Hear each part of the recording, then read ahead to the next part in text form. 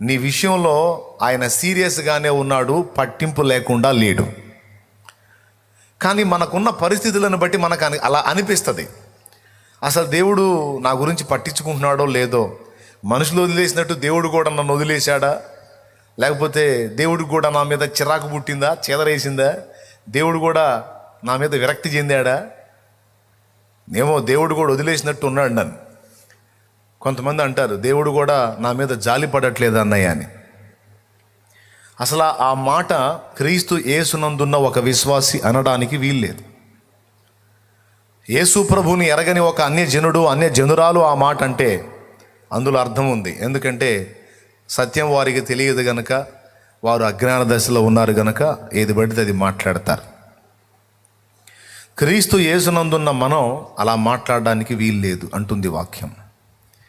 ఎందుకంటే ఎప్పుడైతే నీవు సత్యవంతుని తెలుసుకున్నావో, ఆయన రెక్కల నీడకు వచ్చేసావో, ఇప్పుడు దేవుని నువ్వు ఎరుగుట ద్వారా ఆయన చేత ప్రత్యేకంగా నీవు ఎరుగబడినావు. ఇప్పుడు దేవుడు నీకు తెలుసు, ఇది ఎంత నిజమో దేవునికి నువ్వు ఇంకా బాగా తెలుసు. దేవుని విషయంలో నీకెంత సీరియస్నెస్ ఉందో, నీ విషయంలో దానికి ఇంకా 1000 రెట్లు ఎక్కువ దేవునికి చాలా సీరియస్నెస్ ఉంది. దేవుడు నిన్ను లక్ష్యము చేయుచున్నాడు అని స్పష్టంగా పరిశుద్ధాత్ముడు రాయించాడు. ఈ మాట ఎంతమంది నమ్ముతున్నారు? నువ్వు ఎంత ఇబ్బందుల్లో ఉన్నావో తెలుసు, ఎంత ఆనందంలో ఉన్నావో తెలుసు, ఎంత విమర్శలో ఉన్నావో తెలుసు, ఎంత శోధింపబడుతున్నావో తెలుసు, ఎంత దుఃఖ సహితంగా ఉన్నావో తెలుసు, ఎంత ఆనందంగా ఉన్నావో తెలుసు, ఎంత తృణీకరింపబడ్డావో తెలుసు, ఎంత ఘనత పొందుతున్నావో తెలుసు, మొత్తం తెలుసు. నీ ఆకలి తెలుసు, ఆవేదన తెలుసు, వస్త్రహీనత తెలుసు, బలహీనత తెలుసు, నువ్వు మంచంలో ఉన్న సంగతి తెలుసు, లేదా నువ్వు ఆరోగ్యంగా తిరుగుతున్న సంగతి తెలుసు, నీ పిల్లలు ఏ స్థితిలో ఉన్నారో తెలుసు. మొత్తం నిన్ను గూర్చిన సంగతులన్నిటినీ ఆయన ఎరిగి ఉన్నాడు. అంతేకాకుండా నీ విషయంలో ఆయన చింత కలిగి ఉన్నాడు. కొంతమంది బాధపడతారు, కనీసం నా గురించి ఆలోచించే వాళ్ళు లేరన్నా. ఇతరుల సమస్యల గురించి నేను ఆలోచిస్తాను, కానీ అందరూ నన్ను వాడుకుంటారు, కానీ నన్ను ఒక మనిషిగా గుర్తించి నా గురించి ఆలోచించే వాళ్ళు కానీ, నా గురించి చింతపడేవాళ్ళు కానీ ఒకళ్ళు కూడా లేరన్నా అని కొంతమంది ఆవేదన పడుతూ ఉంటారు. కొంతమంది భార్యలు భర్తల మీద చెబుతుంటారు, ఆయన కోసం అన్ని తిప్పలబడి చేస్తానన్నా, అసలు నా గురించి అసలు ఆలోచించడన్నా, అస్సలు పట్టించుకోడన్నా, నేను ఒక దాన్ని ఉన్నానన్న సంగతే పట్టించుకోడన్నా, నాకు ఒక మనసు ఉంది, నాకు ఒక ఆలోచన ఉంది, నాకు ఒక కోరిక ఉంది అన్నది ఏం పట్టించుకోడన్నా, నన్ను ఒక యంత్రంలాగా చూస్తాడన్నా. చాలాసార్లు నాకు జీవితం మీద విరక్తి పడుతుందన్న ఆయన దెబ్బకి అన్న తల్లులు ఉన్నారు.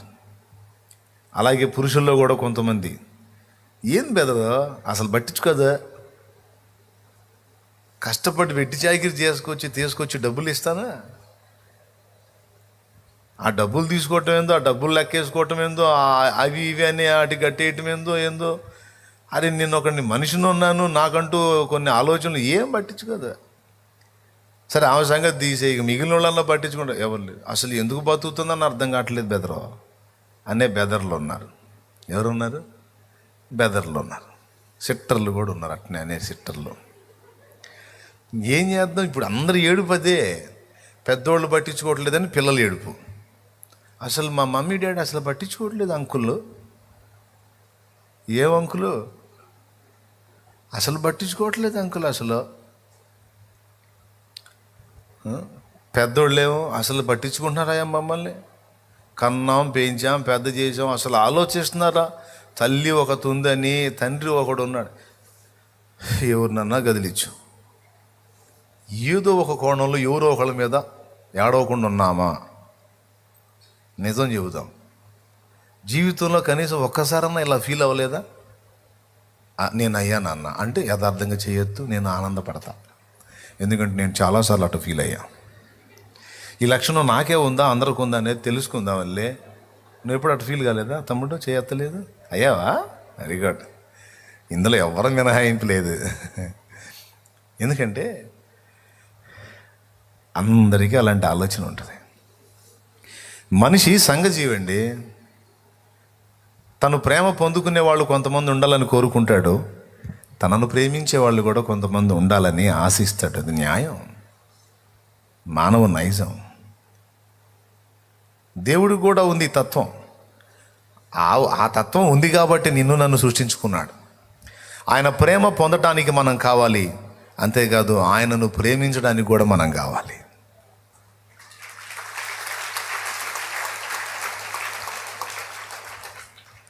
పొద్దంతా ఆ జాబ్ చేసో, ఆ వ్యాపారం చేసో, ఆ పని చేసో ఇంటికి వచ్చేటప్పుడు సంచి నిండా ఆ కాయలు అవి ఇవి స్వీట్లు అవి ఇవి తీసుకొస్తాడా నాన్న? పాపం తను తినడు. అన్నీ తీసుకొని ఈ స్వీట్ మా వాడు చూస్తే ఇలా ఫీల్ అవుతాడు, మా అమ్మ ఈ తిండి చూస్తే ఇలా ఎగిరి గంతేస్తుందని అన్నీ ఆ పిల్లల రుచులన్నీ గుర్తించి అడిగడిగి అన్నీ కట్టించుకొని తీసుకొస్తాడు. తీసుకొచ్చి రేయ్ దాదా ఇదిగో చిట్టి తల్లి ఇదా తల్లి ఇదిగోమ్మా అని పిలుస్తాడు. వాళ్ళు పరిగెత్తుకుంటూ వస్తారు, నానొచ్చాడు. కొంతమంది డాడీ వచ్చాడు. కొంతమంది పప్పి వచ్చాడు అనుకుంటా పరిగెత్తుతారు. పప్ప అని సరిగ్గా పలిగితే ఏం లేదు, అయితే పప్పి అంటే కుక్క పిల్ల అయిపోతుంది మళ్ళీ. సో పరిగెత్తుకుంటూ వస్తారు. వచ్చిన వాళ్ళు కొంతమంది పిల్లలు, తెలివైన పిల్లలు ఏం చేస్తారు తెలుసా? మాకు ఈ స్వీట్లు ఈ తిప్పలు ఇవన్నీ పడింది మా నాన్న, ఆయన తినకుండా తెచ్చాడు పాపం మా నాన్న అని తండ్రిని బట్టి సంతోషపడి వాళ్ళు ఆయన ఇచ్చిన స్వీట్స్ తీసుకొని అలా చేయబట్టుకొని లాగి ఓ ముద్దు పెడతారు. అబ్బో, ఇక ఈయనకు సుక్కలు కనపడతాయి. దేవునికి స్తోత్రం కలుగును గాక. అమ్మకు కూడా అంతే. అమ్మ తెచ్చావా? నువ్వు తెస్తావు, నాకు తెస్తావుగా నువ్వు అని ఒక్కొక్కళ్ళు అట్లా మాట్లాడతారు. అది ఆనందమే. కొంతమంది చురుకైన పిల్లలు ముద్దాడతారు. ఒకడు ఉంటాడు దుండగుడు, ఆ సంచి లాక్కుంటాడు, వస్తాడు, ఇది వచ్చావా ఏందో ఆయన ఈయనకు బాగా ఉన్నట్టు, అది రాలేదా అది అంటాడు. ఒరేయ్ అది గుర్తు రాలేదురా, సరే లేదు అవట్లే అని పోతాడు. ఏదో డాడీ తెచ్చాడు అని సంతోషపడడు. కానీ తండ్రి తపనేంటి, తల్లి తపనేంటి? తను ప్రేమను పంచుతుంది, ఆ వైపు నుంచి కూడా అదే ప్రేమను ఆశిస్తుంది. దినమంతా చాకరీ చేసి వచ్చిన సంపాదనతో తీసుకొచ్చి బిడ్డకి పెడతారు. ఆ బిడ్డ నుంచి ఒక చిన్ని మాట, మా అమ్మ మంచిది, మా డాడీ మంచోడు, మా మమ్మీ మంచిది అని ఓ మాటో ఓ ముద్దో ప్రేమ. అలా ఎవ్వరూ లేరనుకో తన ప్రేమను పంచుకోవడానికి, అసలు బ్రతికే వేస్ట్ అనిపించింది. నన్ను గుర్తించేవాళ్ళు, నన్ను ప్రేమించేవాళ్ళు, నా గురించి ఆలోచించేవాళ్ళు, నన్ను పట్టించుకునేవాళ్ళు ఒక్కళ్ళు కూడా లేనప్పుడు నా జీవితం ఎందుకు? ఒకడు ఇంకొకడితో అన్నాడంట, 7 అంతస్తుల బిల్డింగ్ ఇస్తాను, 70 ఎకరాల పొలం ఇస్తాను, అందులో తోట ఇస్తాను, నీకు కావాల్సినవి అన్నీ ఇస్తాను, అందులో ఏది కావాలంటే అది నీకు ఏర్పాటు చేసి పెడతాను, అయితే ఒక్క షరతు, నువ్వు ఒక్కడివే అందులో ఉండాలి అన్నాడట. అప్పుడు ఇతను అన్నాడట, ఒక్క మనిషిని నాకు తోడివ్వు, అలానే ఉంటాను అన్నాడట. ఒక్కరు కూడా తోడు ఇవ్వబడరు, నువ్వే ఉండాలంటే అందులో నేను ఉన్నా ఒకటే సచ్చిన ఒకటి నేను ఉండనన్నాడట. ఏమన్నా అర్థమైందా మీకు? అంతే కదా. అసలు మన బ్రతుకు అర్థమైంది ఏమన్నా ఉందా? ఎవ్వరు లేరు, మనమే ఉన్నాం, అష్టైశ్వర్యాలు ఉన్నాయి. ఏం చేసుకున్నా ఇప్పుడు ఈ ప్రకారం ఆలోచించండి. అసలు మనిషి నైజం ఏంటో. తనను గురించి ఆలోచించే ఒక్క వ్యక్తి లేనప్పుడు ఆ వ్యక్తికి జీవితం ఒక చేదుగా అనిపిస్తుంది. ఏదో రూపంలో కొడుకుగానో, కూతురుగానో, తల్లిగానో, తండ్రిగానో, అన్నగానో, చెల్లిగానో, అక్కగానో, తమ్ముడుగానో, భర్తగానో, భార్యగానో, తనను గురించి కనీసం ఫ్రెండుగానో ఏదో ఒక రూపంలో తనను గురించి కనీసం రోజులో ఒక్కసారైనా ఆలోచించే ఒక్క వ్యక్తి కూడా ఒక వ్యక్తికి లేకపోతే ఆ వ్యక్తి ఎక్కువ కాలం జీవించరు. ఎంతమందికి అర్థమైంది? ఎక్కువ కాలం బతకరు.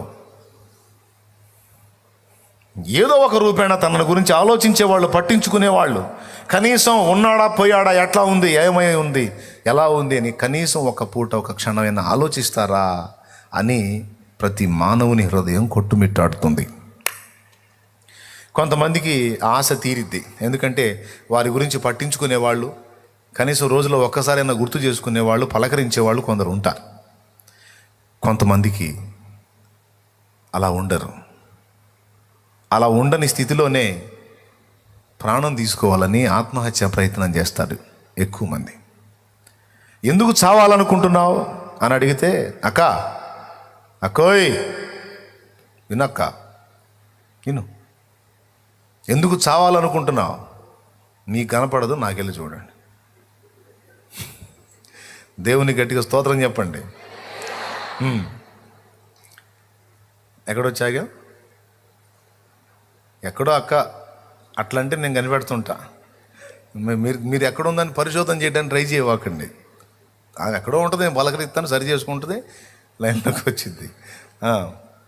ఏం చెప్తున్నాను ఆయన, చెప్పేవాడికి నీకే గుర్తు, లేకపోతే మాకేటి గుర్తుంటుంది అంటారా?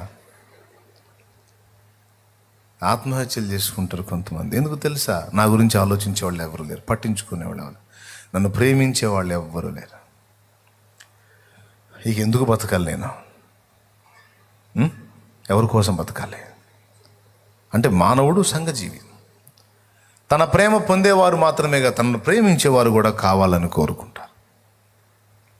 ఒకవేళ వాళ్ళకి దేవుడి గురించి తెలియకపోతే వాళ్ళు ఖచ్చితంగా ప్రాణం తీసుకుంటారు. ఎందుకంటే జీవితం చేదుగా అనిపిస్తుంది. పొద్దు పొడిచింది, పొద్దు గూకింది, తెల్లారింది, రాత్రి అయ్యింది అన్నట్టే ఉంటుంది జీవితం. మీకు ఇష్టమా అట్లాంటి జీవితం? ఎంతమందికి ఇష్టం అలాంటి జీవితం? మిమ్మల్ని గురించి ఆలోచించే ఒక వ్యక్తి కూడా లేని జీవితం ఎంతమందికి ఇష్టం? కాదన్న, కనీసం ఒక్కరన్నా ఆలోచించేవాళ్ళు కావాలి. అదే జీవితం అన్నోళ్ళు చేయొద్దండి, ఒక్కళ్ళన్నా ఉండాలి కదా. కొంతమంది ఉంటారండి కుటుంబ సభ్యులు, వాడు బాడిగెద్దులాగా చాకిరీ చేస్తే చేయించుకొని అంతా తిని ఆనందించి ఎవరి తిప్పలో వాళ్ళు పడతా, వాడు ఎట్లున్నాడు, సచ్చాడా బతికాడా, మంచా చెడ్డా, ఉన్నాడా ఊడాడా, ఏం పట్టదో.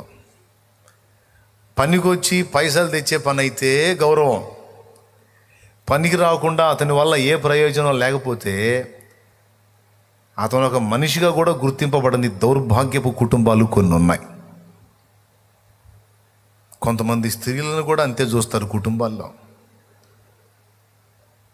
పిల్లలు అమ్మ కని పెంచి పెద్ద చేసి నానా బాధలు పడి ఊడిగం చేసి ఒక అంతస్తు తీసుకొచ్చి వాళ్ళకంటూ జీవితాలు ఏర్పరిచిన తర్వాత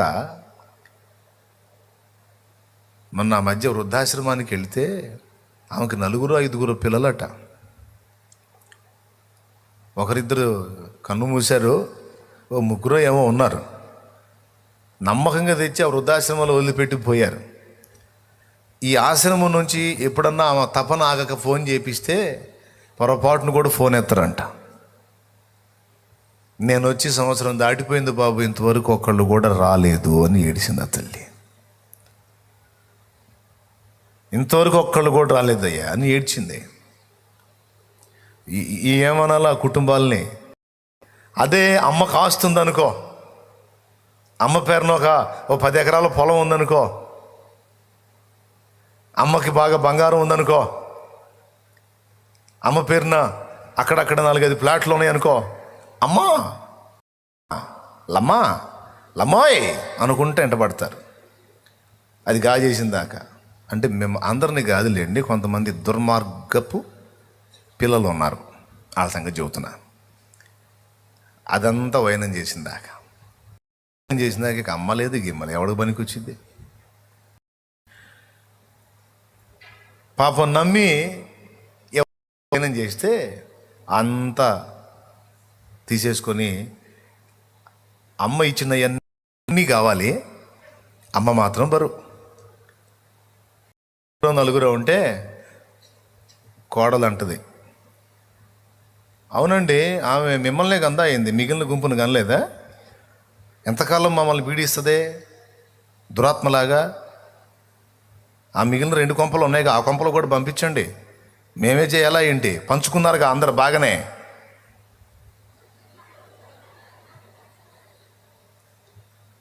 ఈ కనపడిద్ది, పెద్దోడా పోతాలేయా, రెండో వాడి దగ్గరికి పోతాలే. స్టార్టింగ్లోనే బిల్డప్ ఇస్తాడు, ఎందుకమ్మా ఏం వద్దులేవుడా అంటాడు. ఇంకో 2 డోసులు పడింది అనుకో, ఏదమ్మా మరి ఏంది, నేను నాలాగా వాళ్ళు కూడా పుట్టారుగా, హలో అరే నేను మొన్ననే చెప్పా కదరా పోతారా, సరే ఇప్పుడు చెబుతున్నాలే పో. అమ్మ బరువై ఇళ్ళమ్మడి తిప్పుతారండి, వాడికి బాధ్యత ఉంది, వీడికి బాధ్యత ఉంది, వాడికి బాధ్యత ఉందని. ఏమరా బాబా, ఏమ్మా కోడలమ్మా, నీకు అదే వచ్చిందిగమ్మా రేపు. మా నాన్న చెప్పేవాడు, ఎప్పుడు చెప్పాడయ్యా జాగ్రత్తరా, తాతకు పెట్టిన బొచ్చ ప్లేట్ అండి. బొచ్చ అంటే మీ భాషలో ఏమంటారు మరి నాకు తెలీదు, కొంచెం వెటకారంగా చెప్పారు పెద్దోళ్ళు. తాతకు పెట్టిన తరతరాలు తప్పదు, వారసత్వ సంపదలాగా వచ్చిద్ది. జాగ్రత్తగా ఉండాలి.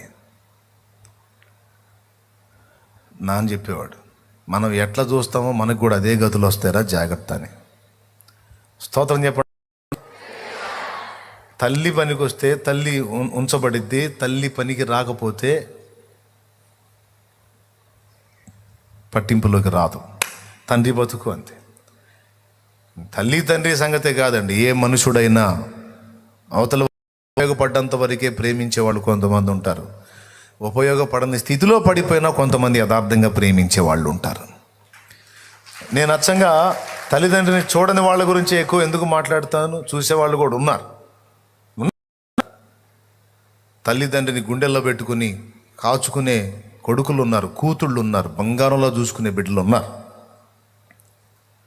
అయితే సగం ఉన్నారు, సగం ఇందాక నేను చెప్పినాడు, సగానికి పైన ఉన్నారు. ఇందాక నేను చెప్పిన రకాలు సగం అని చెప్పలేనులే, కానీ 3 భాగాలు ఉన్నారు.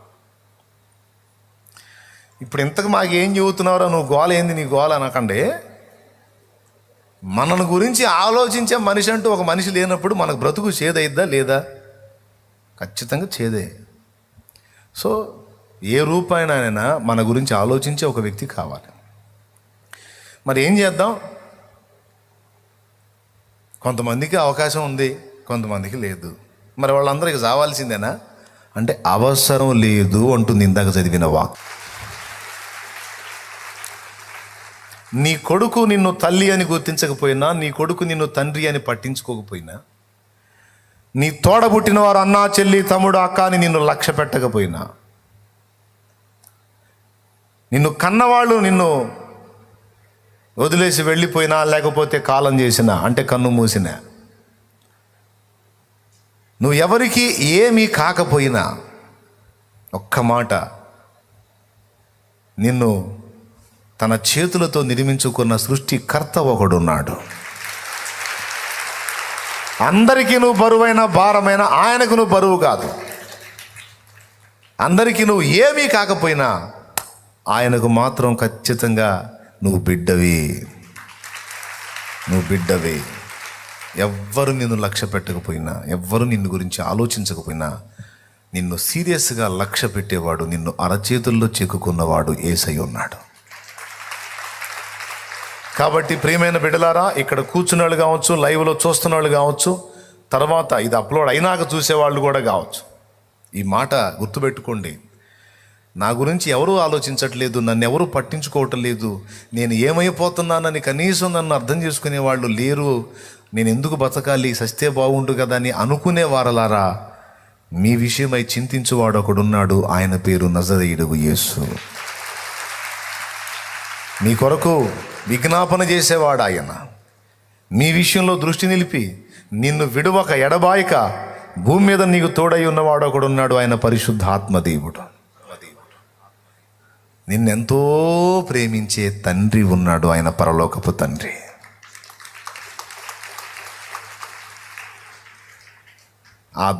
ఆ త్రిత్వం, త్రియేకుడు నీ కోసం ఉన్నాడు. ఆయన నీకు భరోసా ఇస్తాడు. ఏమన్నా తెలుసా? ఏ వెర్రి ముఖమా, నువ్వు ఒట్ట పిచ్చి ముఖంలాగా ఉన్నావు నువ్వు. మధ్యలో ఏర్పడిన బంధాలు మధ్యలో తెగిపోతాయి, ఎప్పటికీ తెగిపోని బంధం మనదమ్మా అంటాడు ఆయన. నాయనా, ఎప్పటికీ తెగిపోని బంధం మనది నాన్న. నువ్వు ఎందుకురా వాళ్ళు వీళ్ళు పట్టించుకోలేదని బాధపడతావు? నేను లేనా? ఎంతవరకు ఉంటారు నాన్న వాళ్ళు? నీ ఉనికికి కారణం నేను, నీ గమనానికి కారణం నేను, నీ ముగింపుకు కర్తను నేను. నీ ఆరంభం నాతోనే, నీ గమనం నాతోనే, నీ ముగింపు తర్వాత కూడా నాతోనే. కాబట్టి తాత్కాలికమైన వాటి కోసం ఎందుకు నన్ను అంత వేదన పడతావు అంటాడు. నాకు తెలియదు మరి ఎవరున్నారో ఇక్కడ ఆ పరిస్థితుల్లో. ఈ కూర్చున్న వాళ్ళలో ఉన్నారో, ఆ చూసే వాళ్ళలో ఉన్నారో, ఎవరున్నారో నాకైతే తెలియదు. కానీ దేవుడు స్పష్టంగా ఈ మాట పలికిస్తున్నాడు. అది వాళ్ళకి చేరిద్దని నా నమ్మకం.